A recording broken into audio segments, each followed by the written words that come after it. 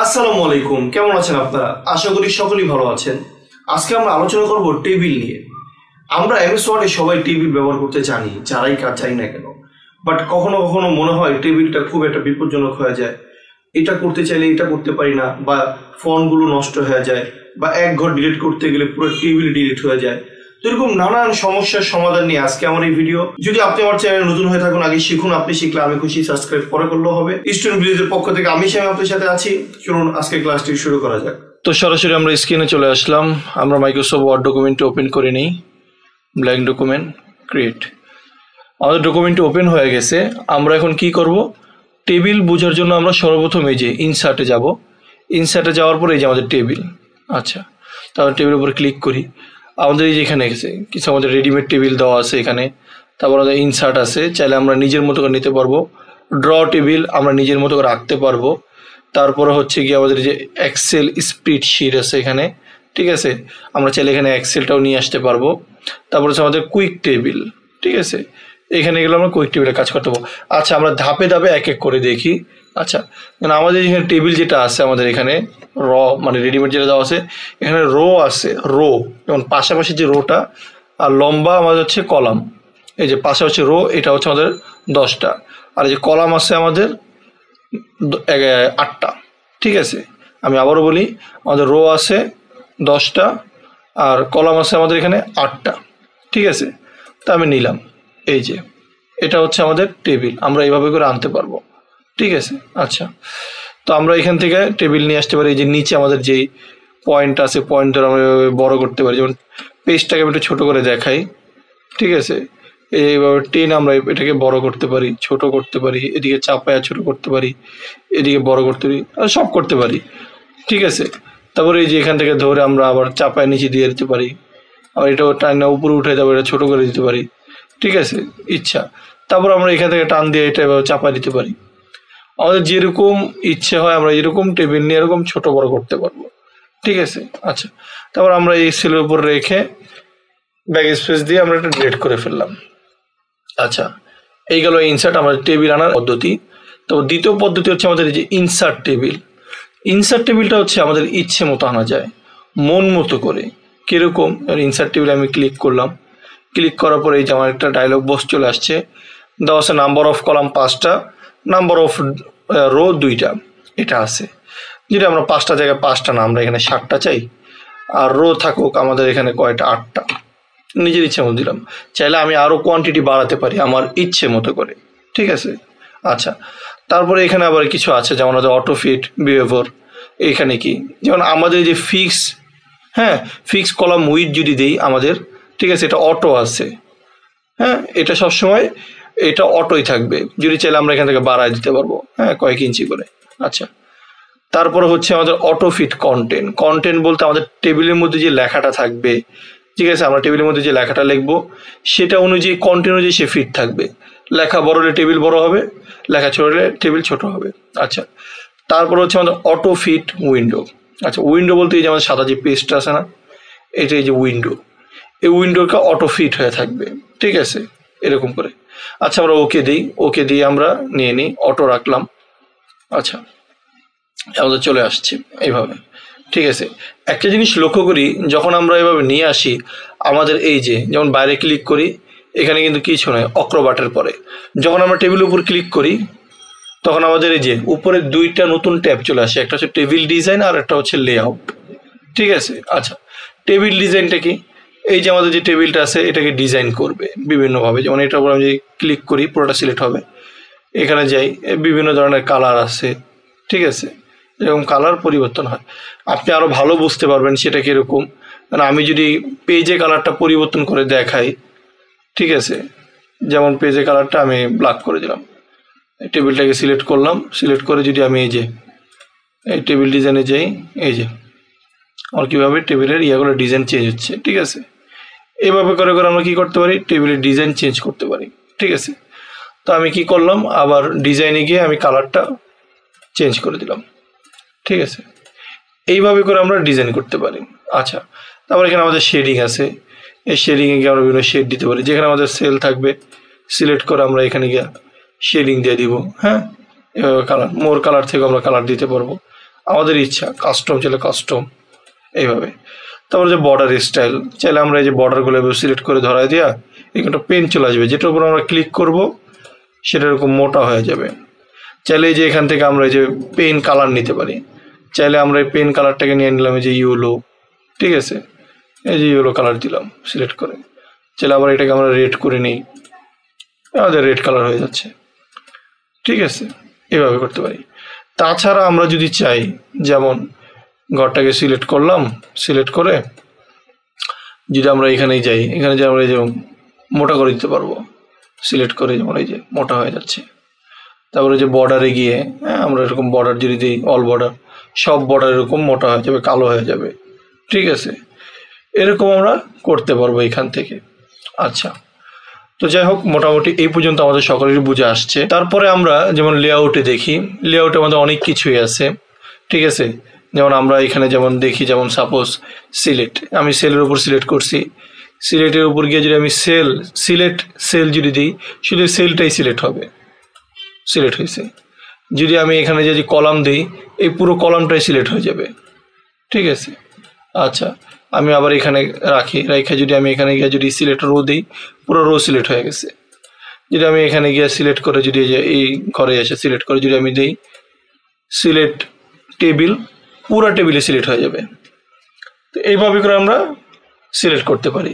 আচ্ছা, তারপরে এখানে আরও জিনিস আছে যেটা আমাদের খুব গুরুত্বপূর্ণ। যেমন আমরা এই কোণায় যখন আসবো, এরকম একটা প্লাস পয়েন্ট দেখছি, এখানে ক্লিক করলে এই যে আমাদের কি হচ্ছে, টেবিল আমরা বাড়াইতে পারতেছি। তাছাড়াও যেমন আমি ছোট করি, পেজটাকে ছোট করার পরে দেখাই, ঠিক আছে। যেমন আমি এখান থেকে কিছু ঘর সিলেক্ট করে ব্যাক স্পেস দিয়ে ডিলিট করলাম। ধরুন আমি নিচে ঘরটা সিলেক্ট করে যদি আমি এই যে ইনসার্ট ব্লু দিই, নিচের দিকে ঘর বাড়তেছে, অ্যাবভ দিলে উপরের দিকে বাড়তেছে, ঠিক আছে। যদি আমি ইনসার্ট লেফট দিই, ওই যে লেফটে আমার কিছু ঘর বাড়ছে, আবার যদি রাইট দিই, আমার রাইটে কিছু ঘর বাড়ছে।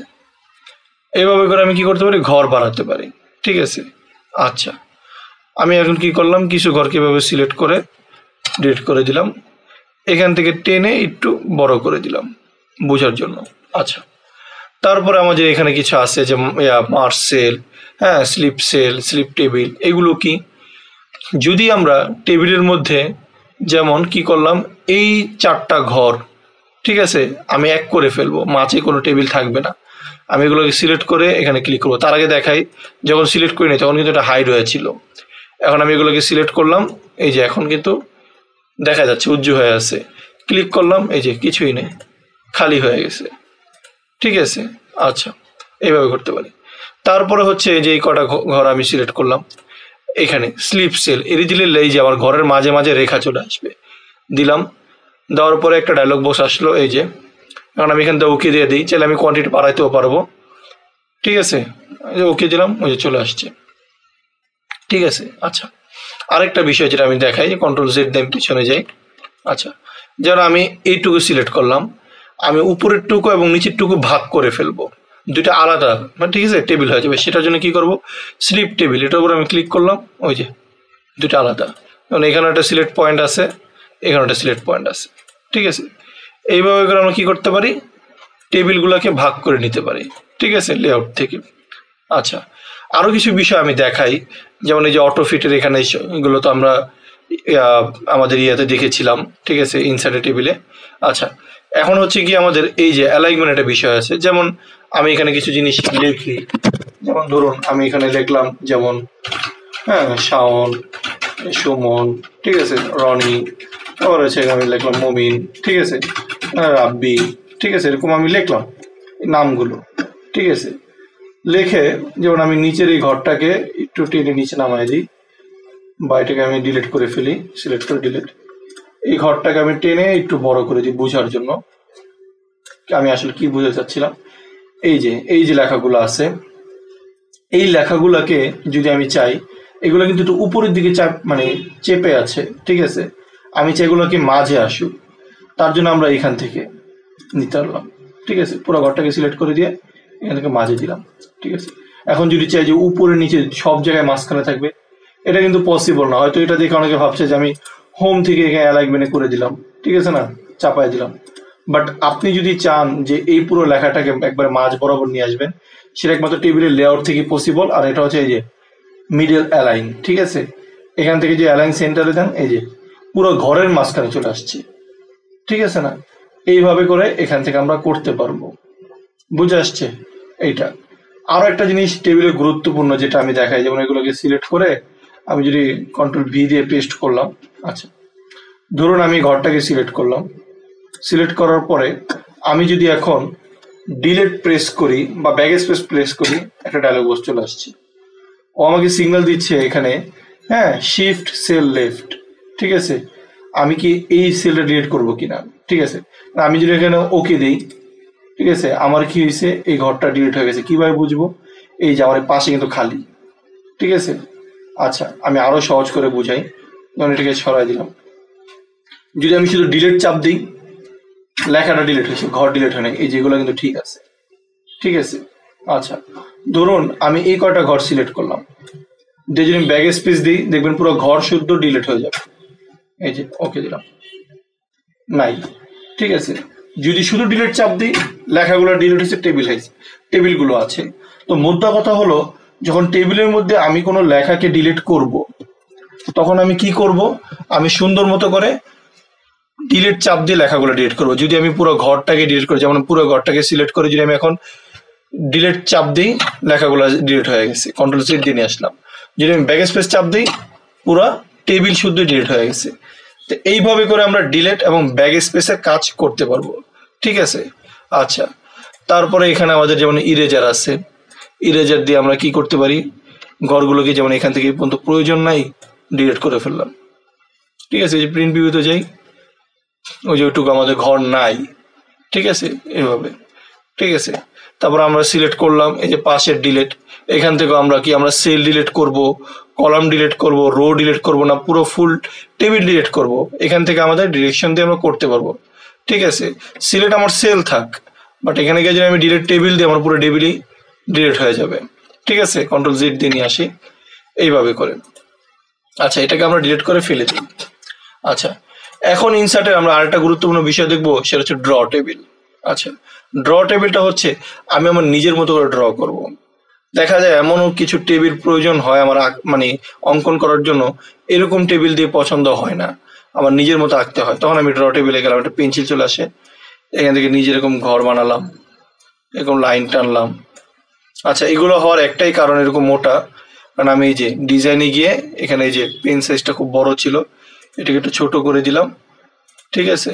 এবং এটা কালারটা হয়ে গেছিল আমাদের ব্ল্যাক ছিল রেড, এখন আশা করি ঠিক হয়ে যাবে। এই যে ক্লিক করি, পুরো ঠিক হয়ে গেছে, ঠিক আছে, এইভাবে করে। আচ্ছা তো আমি এখান থেকে ড্র টেবিল নিলাম, লাইন এভাবে একাই দিই, ঠিক আছে, এইভাবে। আমি পুরো টেবিলটাকে সিলেক্ট করে যেমন টেবিলে গেলাম, এখানে যে যেমন বর্ডারে গিয়ে ইয়ে করে দিই, অল বর্ডার ব্ল্যাক করে দিলাম, বাস এখন আমার ঠিক হয়ে গেছে, ঠিক আছে। আচ্ছা তো আমি কি করলাম, আবার লেআউটে গেলাম, লেআউটে গিয়ে আমি এখানে কি করলাম, ড্র টেবিল থেকে এনে যেমন এখানে টেবিল একটা আঁকলাম, এখানে একটা লাইন টেনে দিলাম, আচ্ছা এখান থেকে একটা লাইন টেনে দিলাম, আচ্ছা এভাবে করে আমি ঘর আঁকতেছি আমার নিজের মতো করে। সাইজ যদি একটু বড় ছোট হয়, বা একটু ক্লিক করে এটাকে টেনে দিলাম, আমি ধরে এভাবে টাইনাও আমি দিতে পারবো, ঠিক আছে, এই যে টেনে নিয়ে আসতে পারছি। আবার এখানে যাবো, গেলে এরকম একটা পয়েন্ট চলে আসবে আমার, ঠিক আছে, পয়েন্টটা ধরে টানতে পারবো। তো এইভাবে করে আমরা টেবিল আঁকতে পারবো। যদি মাঝের কোনো সেল প্রয়োজন না পড়ে, আমরা কি করব, টেবিলের মধ্যে ক্লিক করে লেআউটে গিয়ে এই যে ইরেজারে গিয়ে এই যে এটা প্রয়োজন নাই সরাই দিলাম, চলে গেছে, প্রয়োজন নাই সরাই দিলাম, চলে গেছে। প্রিন্ট ভিউতে যা দেখি আমাদের এটা, বাট এরকম কিন্তু আমরা এখান থেকে রেডিমেড পাবো না, আমাদের এইভাবে করে এঁকে নিয়ে আসতে হবে। এটা হচ্ছে আমাদের ড্র টেবিল। আচ্ছা তারপরে হচ্ছে কি ইনসার্টের আমাদের টেবিলের মধ্যে আছে আমাদের এক্সেল স্প্রেডশিট, এটাকে স্প্রেডশিটই বলে। ক্লিক করলাম, এই যে স্প্রেডশিট চলে আসছে। এই এক্সেল স্প্রেডশিটটা আমাদের কি হয়েছে, এইখানে চলে আসার সাথে সাথে যে উপরের পুরো প্যানেল কিন্তু চেঞ্জ হয়ে গেছে, পুরো এক্সেল হয়ে গেছে, ঠিক আছে। ইনসার্ট, পেজ লেআউট, হ্যাঁ, ফর্মুলা, ডাটা, এগুলো সব চলে আসছে আমাদের, ঠিক আছে। ওয়ার্ড ডকুমেন্টটা নাই, এখান থেকে আমরা কি করতে পারি, এক্সেল শিটে কাজ করতে পারি। আবার এটার উপর ক্লিক করব, পুরোটা চলে আসবে। চাইলে আমরা এটাকে টেনে এখানে বড় করতে পারবো। ঠিক আছে, যেমন এখানে 1 লিখলাম, নিচে আমরা 2 লিখলাম, এই দুটাকে সিরিয়াল করে আমরা কি করলাম, টান দিয়ে নিচে দিলাম। ঠিক আছে, এই 14টা সংখ্যা চলে আসছে। ঠিক আছে, এখানে গিয়ে আমরা ওই যে টেবিলে গেলাম, টেবিলের মধ্যে গিয়ে আমরা এখানে অল বর্ডার দিয়ে দিলাম, বাইরেটা ক্লিক করলাম, চলে গেছে টেবিলটা। বাস, এখন আমরা প্রিন্ট ভিউতে যাই, ওই যে এক্সেল শিটের মতো চলে আসছে। ঠিক আছে, এইভাবে করে আমরা এক্সেল শিটে কাজ করতে পারি। প্রয়োজন নাই এটার উপর সিলেক্ট করে আমরা ডিলিট বা ব্যাকস্পেস চাপ দিব, চলে যাবে। ঠিক আছে, আচ্ছা, এই হচ্ছে আমাদের টেবিল। তারপর হচ্ছে আমাদের কুইক টেবিল। কুইক টেবিলটা হচ্ছে অনেকটা ক্যালেন্ডারের মতো, বা ক্যালেন্ডারই আমরা বলি এটাকে। এখান থেকে আপনি আপনার মতো নিজের মতো করে নিতে পারবেন।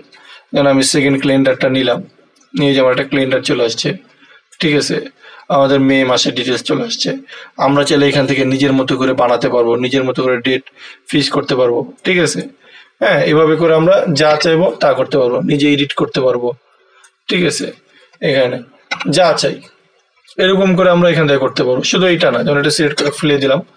ঠিক আছে, আমরা টেবিলের মধ্যে গিয়ে চাইলে আরো বিভিন্ন ধরনের জিনিস আছে যেগুলো আমরা এখানে নিতে পারবো, যেমন এই যে এটা আছে। তারপরে হচ্ছে যেমন এটা সরাই দিই, তারপরে ইনসার্টে গিয়ে আমাদের যেমন আরো বিভিন্ন আছে, মানে এই যে এখান থেকে নিতে পারবো। আমাদের এখানে যে হ্যাঁ, ইনরোলমেন্ট ইন লোকাল কলেজ, ঠিক আছে, কলেজে নিয়ে একটা টেবিল আছে আমাদের এখানে। ঠিক আছে, টোটাল মার্কস নিয়ে মেবি আমাদের পুরা ইনস্টিটিউশনের বিষয় যা আছে এখানে এরকম ভাবে তৈরি করা হয়েছে। ঠিক আছে, তো যাই হোক, মোটামুটি আমার মনে হয় মোটামুটি সবাই বুঝতে পেরেছেন যে আসলে টেবিলের মধ্যে আমাদের কি কি এখানে আছে। ঠিক আছে, তো আমাদের নিচের এই দুটা কাজ খুবই কম, উপরের এই 3টার কাজ বেশি।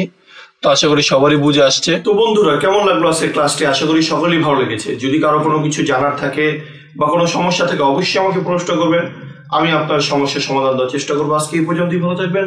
আসসালামু আলাইকুম।